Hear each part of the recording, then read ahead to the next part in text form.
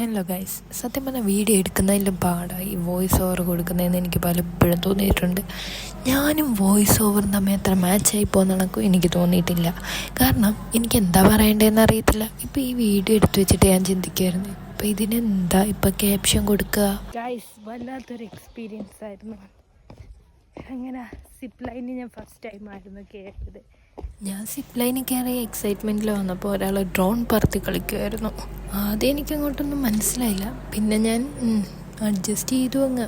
സത്യം പറഞ്ഞാൽ ഞാനങ്ങനെ വലിയ ട്രാവൽ ചെയ്യുന്ന ഒരാളൊന്നും അല്ലായിരുന്നു, അതിനുള്ള സാഹചര്യങ്ങൾ വന്നിട്ടുമില്ല. പക്ഷേ കഴിഞ്ഞ 6 മാസമായിട്ട് ഞാൻ നിലത്ത് നിന്നിട്ടില്ല.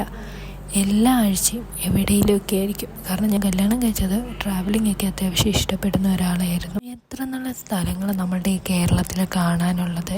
നടന്ന് നടന്ന് നടന്ന് കുഴയും. ജസ്റ്റ് 1.5 കിലോമീറ്റർ മാത്രമേ ഉള്ളൂ, പക്ഷെ നടക്കാൻ നല്ല ദൂരമുണ്ട്. ടയേർഡാവും. നടന്ന് തളർന്ന്